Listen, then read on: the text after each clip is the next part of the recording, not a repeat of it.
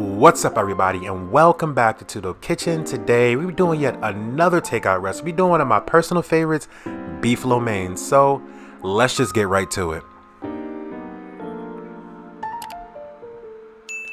Let's start off this recipe by taking a flank steak or a skirt steak, and we're just going to go ahead and cut it in half. Now I'm doing that because I have a 1.5 pound flank steak, which I'm going to use the other half for something later. But if you want to use the whole thing, go ahead and use it. Now I'm just going to go ahead and cut that in half again because I like smaller size pieces for this recipe. But if you want to cut it a little bit smaller than that, that's perfectly fine. But the most important thing is to make sure you cut against the grain, guys.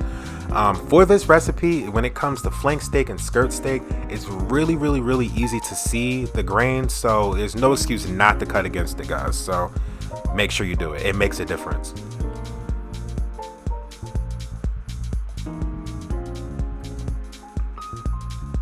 Alright, now what we're going to do is we're going to start seasoning this steak up. Now I'm going to generously season this with some salt and black pepper. It doesn't really require a huge amount of seasoning, but just enough to really flavor this up, guys. Now we're going to also use some garlic powder, which is super infamous on this channel. We're going to also use some onion powder, and I'm also going to use some cayenne pepper. Now at this stage I also like to use some ground ginger, but if you have some fresh ginger, please use that. It's perfectly okay. We're going to also use some crushed red chili flakes, and we're going to also use some cornstarch for this recipe. Now the purpose of the cornstarch is really to help the beef fry up really nicely, but it also thickens up the sauce. It's like a double whammy there. So please don't skip this step and make sure everything's incorporated nicely before you move on to the next step. Alright, so here are the noodles that I like to use. I'll make sure I put this brand in the description below. It only takes about 4 to 5 minutes to cook, so you don't want to overcook this. It's like it will ruin your dish. Just be careful of that, guys.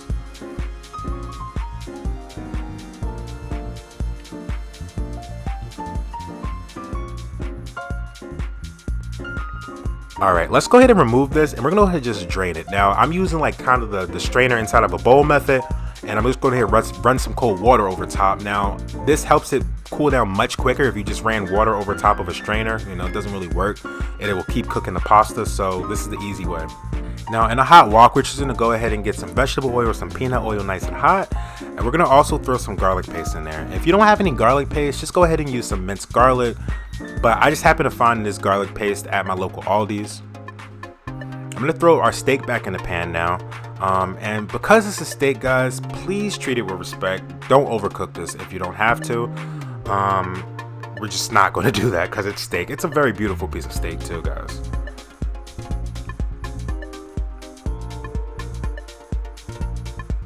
Alright. The smells that are actually coming from this pan already are ridiculous. Like I can't even describe to you, but as you guys know, I don't like to overcook my steak, so don't do it here.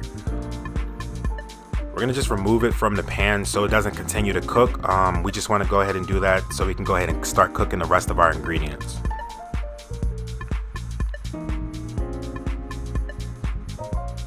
Alright, and that infused oil, I'm just going to go ahead and throw some julienne onions in. If you don't want to use like sliced onions, just go ahead and use diced onions, but I do prefer sliced onions for a lo mein recipe. Now I'm also throwing some broccoli in there because I do like to add some greenery in, but if you want to add like some stir-fried vegetables, that's perfectly fine. It's just I prefer the beef and broccoli effect for this kind. Just go ahead and just throw our steak back in. Again, I want to not overcook our steak, but I just want our broccoli to just get a little softer before we go ahead and add our sauce ingredients. Alright, now I'm going to go ahead and just throw some chilies in there real quick. I love to spice it up whenever I can.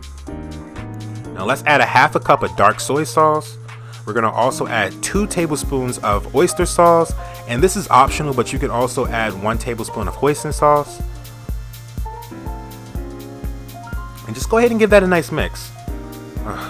The smells are phenomenal. Like, you could even eat this by itself, or you can eat this over some rice. But let's go ahead and add a 1/4 cup of rice wine vinegar. And just mix this up really nicely. The sauce should start to thicken up thanks to that cornstarch we used earlier. After, we're going to go ahead and throw a tablespoon of brown sugar in there. If you want to add an additional tablespoon, that's cool too.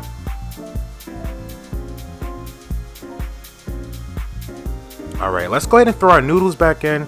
Again, I told you guys I really love to use extra wide noodles. The brand is just fantastic and it just makes it more hearty. I do love smaller sizes, but I really do love like wider egg noodles whenever I can do it. Unless I make it myself, which, you know, if I do make it myself, I'll let you guys know.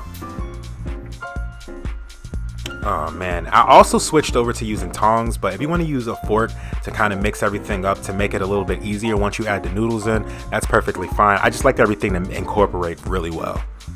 Now I'm adding some extra heat, and that's another optional step. If you want to throw some additional chili flakes in there just to give some more bona fide heat, go ahead and use it.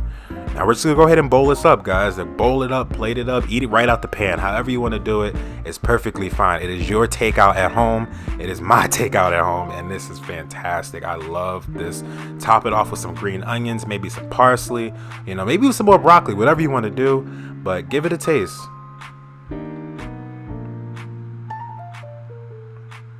Damn.